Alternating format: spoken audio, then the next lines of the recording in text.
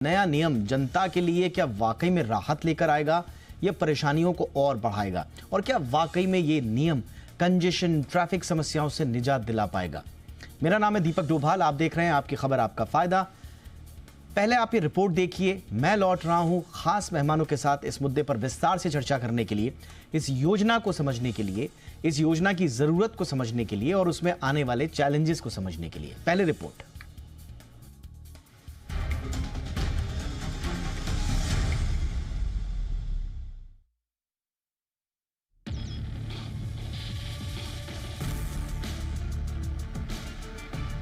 मुंबई में अगर आप नई कार खरीदने का मन बना रहे हैं तो जरा पार्किंग चेक कर लीजिएगा, क्योंकि आने वाले दिनों में पार्किंग नहीं होगी तो आप कार भी नहीं खरीद पाएंगे।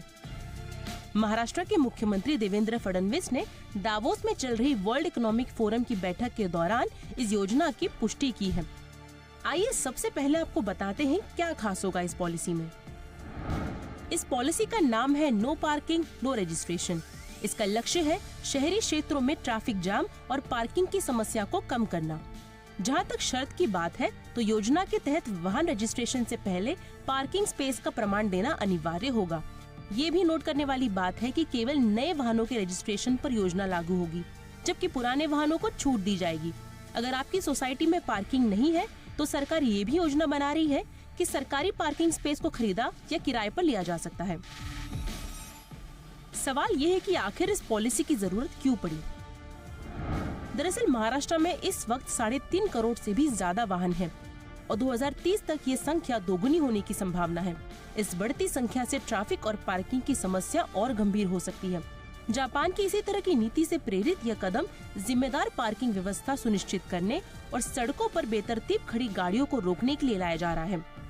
अब जरा ये भी जान लीजिए कि ये योजना कैसे काम करेगी। दरअसल खबरों के मुताबिक परिवहन विभाग सभी पार्किंग स्पेस का सर्वे करेगा और इन्हें वाहन रजिस्ट्रेशन नंबर से जोड़ेगा। रेजिडेंशियल सोसाइटी में पार्किंग स्पेस अलॉट किए जाएंगे, जबकि कमर्शियल इलाकों में सार्वजनिक पार्किंग की व्यवस्था होगी। सूत्र ये भी बताते हैं कि ट्रैफिक को नियंत्रित करने के लिए पीक आवर्स में कंजेशन चार्ज भी लगाया जाएगा। साथ ही मुंबई में भारी वाहनों पर अतिरिक्त शुल्क भी लगेगा। हालांकि जानकार इस नीति को लागू करने में कई चुनौतियों का जिक्र भी कर रहे हैं।